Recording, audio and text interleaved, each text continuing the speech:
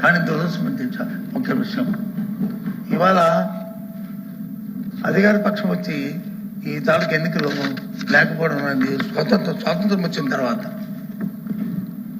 Not only ఈ session ఈ దేశంలో ప్రజాస్వామ్యంలో చట్టసభలు ఏర్పాటైన తర్వాత ఈ రాష్ట్రంలో ఈ చట్టసభలు ఏర్పాటైన తర్వాత ఉమ్మడి రాష్ట్రంలో కానీ ఈ రాష్ట్రంలో కానీ అంతకు మద్రాసు రాష్ట్రంలో ఎప్పుడు కూడా ఇలాంటి పరిణామం జరగలేదు.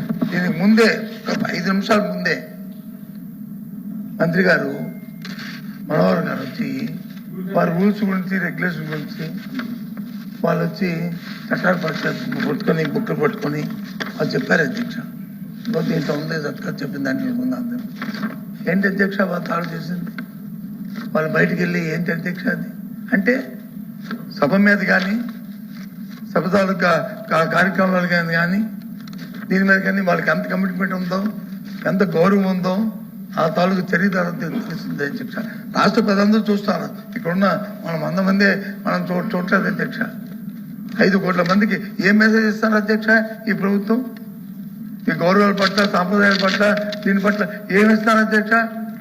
అంటే ప్రజలు వచ్చి మాకు ఓటేస్తారు కాబట్టి 5 సంవత్సరాలు దానికి ఏ గౌరవం అయినా సరే ఏ అగౌరవం అయినా సరే చేయొచ్చు, ఎలాగైనా ప్రభుత్వం చేయొచ్చు, ఏ విధంగా ప్రభుత్వం చూస్తని అని చెప్పారు అధ్యక్ష.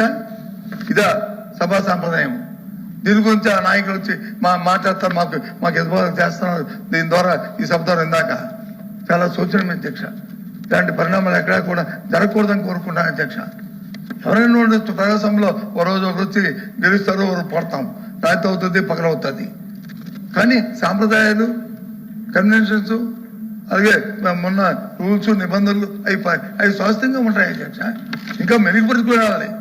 అదే మెరుగుపరుచుకోకుండా దాన్ని తూట్లు పొడుస్తూ దాన్ని అవమానకరం చూస్తుంటే చాలా శిక్షగా కూటమి ప్రభుత్వం ముఖ్యంగా ఏదో ఈ ఎన్నికల పార్టీ ఉందో ఆ నాయకులు మాట్లాడుతుంది కానీ అది కుటుంబంలో నాయకులు మాట్లాడుతుంది కానీ చాలా సూచన అధ్యక్ష. లేకపోవడం అనేది